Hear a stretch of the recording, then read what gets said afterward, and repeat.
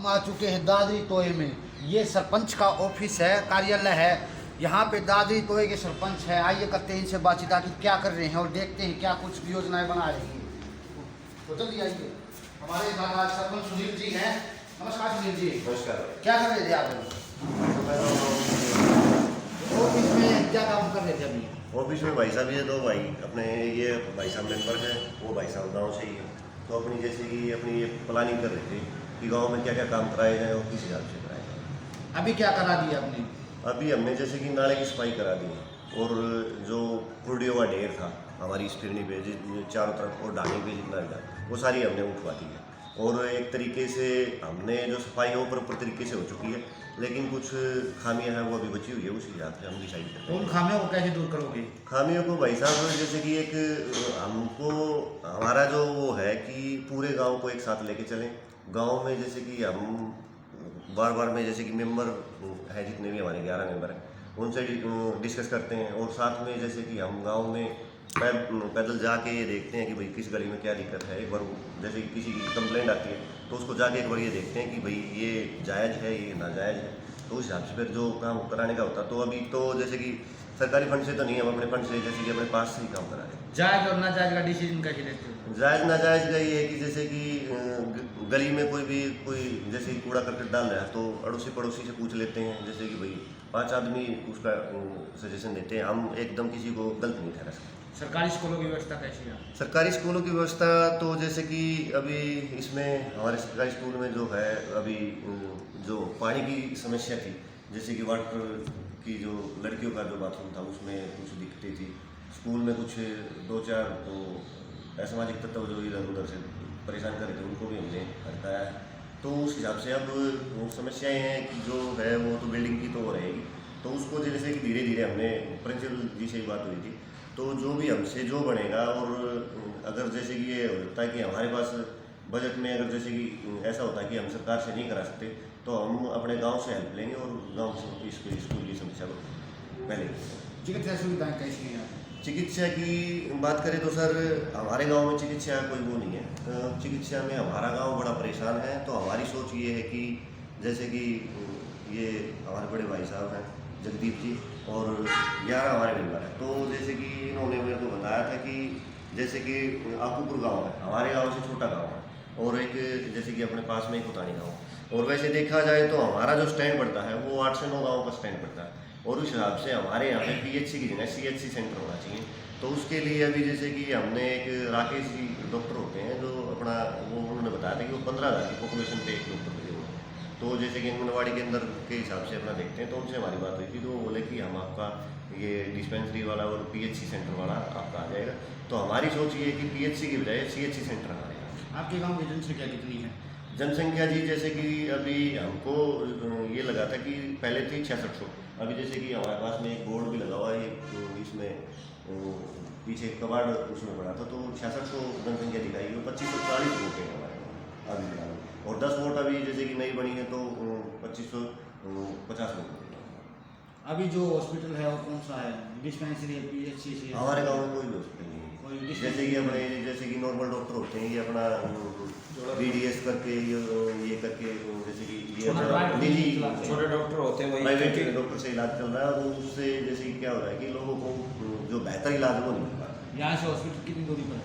यहाँ से हॉस्पिटल ये मालूम नहीं पड़ता और 12 किलोमीटर पड़ता है। तो जैसे कि इतनी दूर का हमारे गाँव को ट्रैवल करना पड़ता है। वैसे हमारे गाँव में जो स्वास्थ्य सेवाओं को लेके हमारे गांव में स्वास्थ्य सेवाओं को बढ़ा रहा है। तो अभी इसके लिए क्या करने वाले हैं?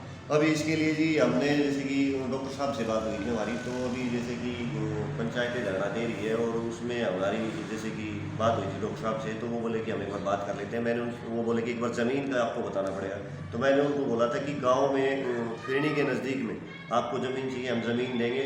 और गाँव वालों से मैंने 20-30-50 लोगों से जो भी मेरे को मिला उससे मैंने बातचीत की, तो वो बोले कि ये बड़ा ही अच्छा काम है और इसके लिए हम ज़मीन दे देंगे। तो उसमें 1-2 जन ने ये भी बोला कि हम अपनी पर्सनल जगह भी दे देंगे, कोई दिक्कत नहीं है, लेकिन ये काम होना चाहिए। और इसके अलावा कोई ऐसी समस्या है?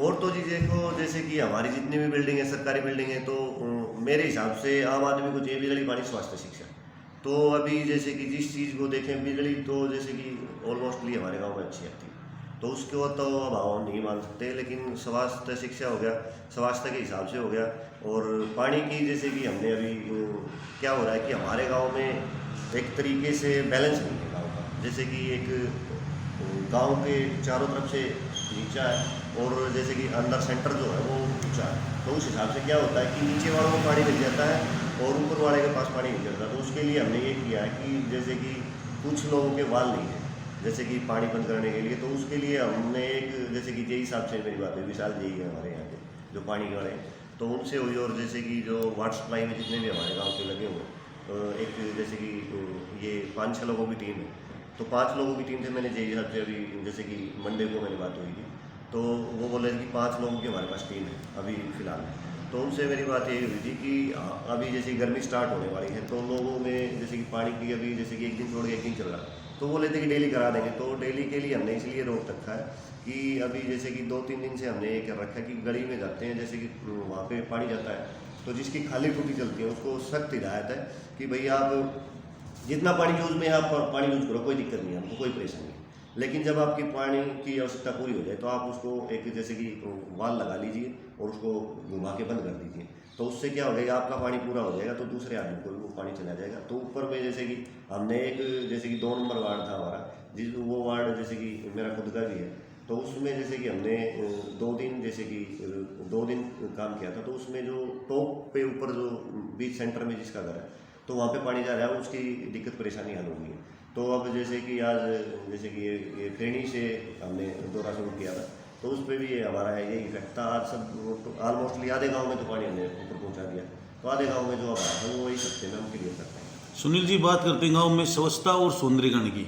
स्वच्छता और सौंदर्यीकरण को लेकर आपके क्या प्रयास रहेंगे? स्वच्छता और सौंदर्यीकरण को लेके ये प्रयास है सर, जैसे कि हमारा जैसे कि अभी रोड पे, मेन रोड पे हमारा गांव की एक मेरा गांव मेरी बगिया है, तो उसमें क्या है कि अभी कुछ एक जो उसके पास में रहता है, तो उसका गोबर पथा हुआ है, कुछ आड़ कबाड़ उसमें डाल रखा है, ईंधन वगैरह, तो उसको हमने वैसे बोल दिया है, तो 2 बार उसको बोल दिया है। और उसका हमने एक प्रस्ताव मनरेगा से लिखा था, तो मनरेगा से क्या है कि अभी मनरेगा वालों की लिस्ट अभी तैयार नहीं हुई है, तो जैसे कि जॉब कार्ड बन जाएंगे तो सबसे पहला काम हमारा मेरा गांव मेरी बगिया में साफ़ सफाई करा के उसमें पेड़ पौधे लगा के और उसमें तरीके से। एक बात करते हैं खेलों की जी, गांव में खेलों की व्यवस्था कैसी है? खेलों की व्यवस्था जी हमारे गांव में पहले बड़ा अच्छा क्रिकेट की टीम भी थी, वॉलीबॉल की भी थी, और जैसे कि स्कूली बेस पे हमारे गांव में हॉकी की टीम भी थी, खो खो की भी थी, वॉलीबॉल की भी थी। लेकिन आज के टाइम में हमारे गांव में अभाव है खेलों के प्रति।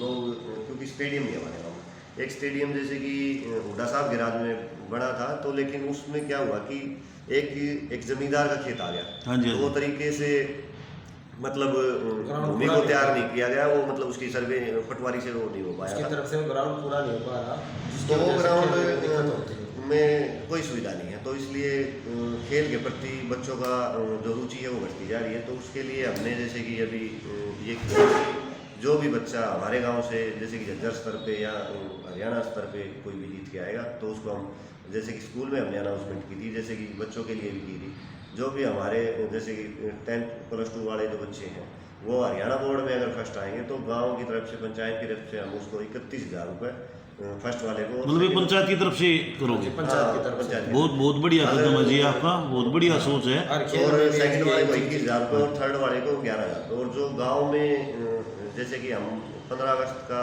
जैसे कि 26 जनवरी 15 अगस्त मनाते हैं, तो उस हिसाब से हमने ये सोचा कि उनको मालाएं बना के 15 अगस्त पे गांव में जैसे कि उनका भव्य स्वागत के तरीके से उनको एक गांव में माला पहना के ट्रैक्टर में अच्छे तरीके से ये जो आप देने कह रहे हैं नाम, ये अपने पंचायत स्तर पर देने कह रहे हैं, सरकारी योजनाओं से अलग रखते हैं?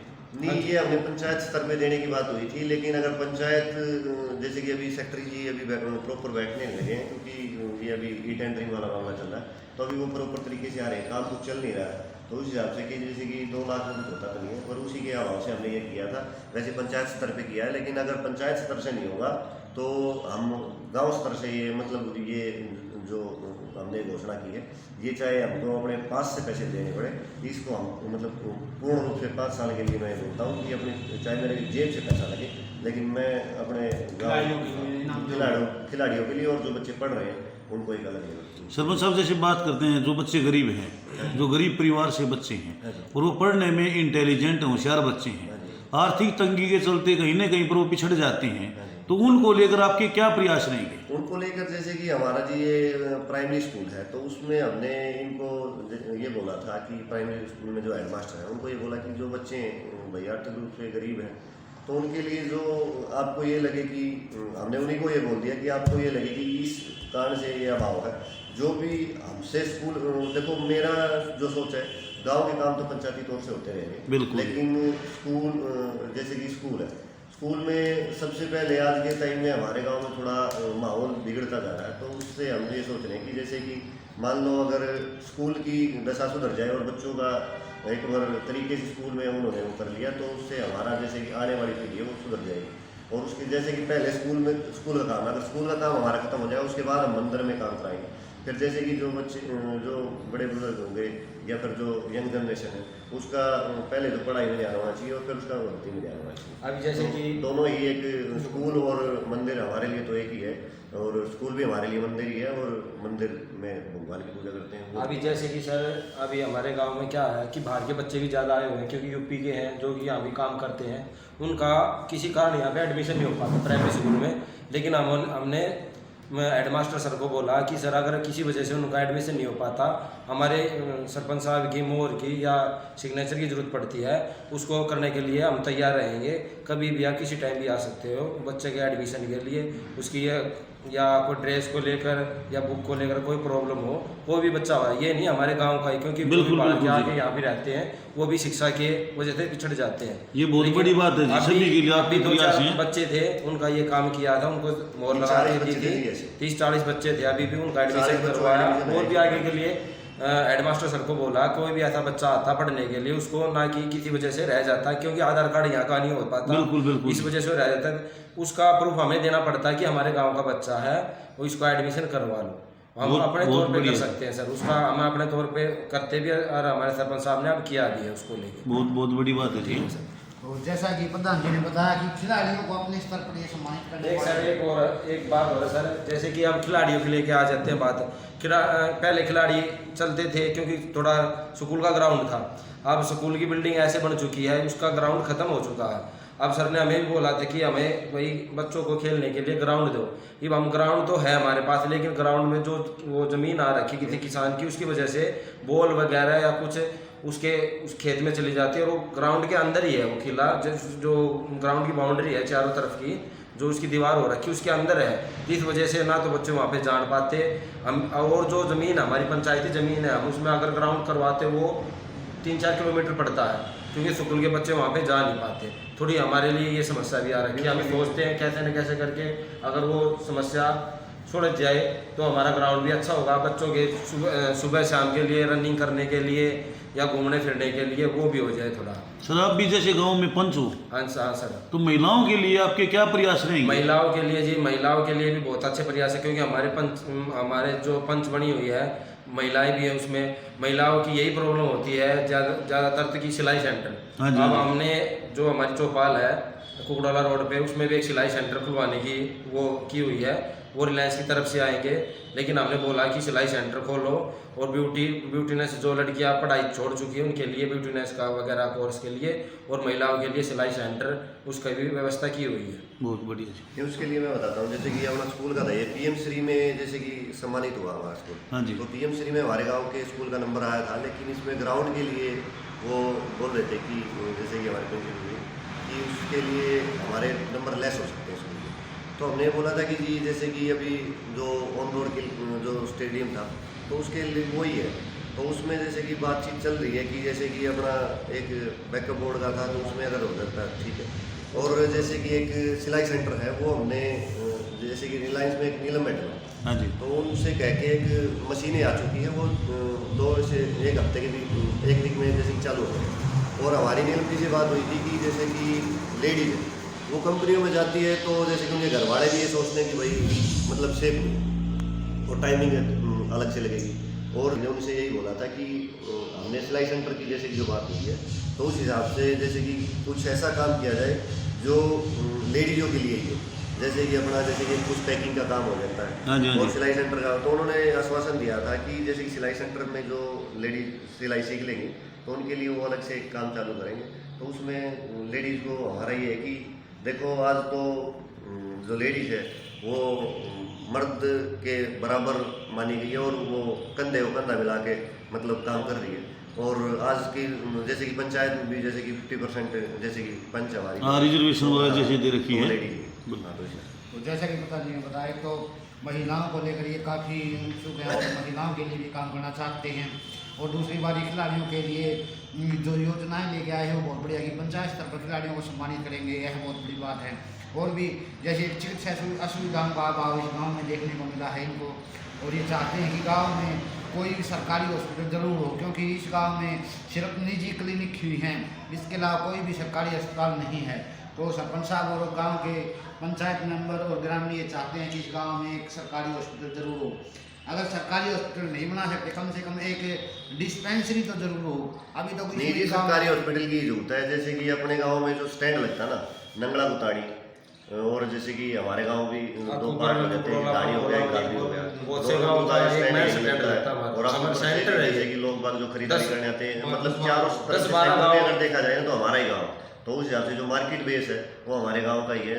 यहाँ पे मतलब कोई भी सामान अगर किसी को चाहिए वो तकरीबन मिल जाता है। प्रधान जी जैसे तो मतलब CHC भी हो जाए, CHC ही जरूरी है गाँव में। बिल्कुल जी, अगर जो CHC हो जाए तो बहुत अच्छी बात है, क्योंकि जो सेंटर में हमारा गांव पड़ता है और जैसे कि कूड़ोला मनीमपुर हो गया, बामणोला हो गया उस साइड, ये अपना इस साइड, और इस साइड हो गया अपना नंगला कुतवाड़ी नौरमपुर हो गया, इस साइड अपना ये जैसे कि मान लो ये राजपुर के भी होते हैं, ये आकूपुर के भी और दादरी होता है तो हमारा मिक्स है, मतलब जॉइंट है। और इस गाँव का मैन और एक कलोई हो गया जी, कलोई का भी इधर ही। जैसा कि पिताजी बताया कि ये गांव बीच में है और चारों तरफ इसके गांव है, यहाँ आसपास कोई भी हॉस्पिटल नहीं है। इसके लिए CHC हॉस्पिटल की मांग कर रहे हैं सरकार से, और इसके बारे में अधिकारियों से और राजनेताओं से के पास जाने वाले हैं और उनसे इसके हॉस्पिटल की मांग को लेकर। तो इतना कीमती समय दिया इसके लिए प्रधान जी और सभी ग्रामीणों का बहुत बहुत धन्यवाद। जय हिंद, जय भारत।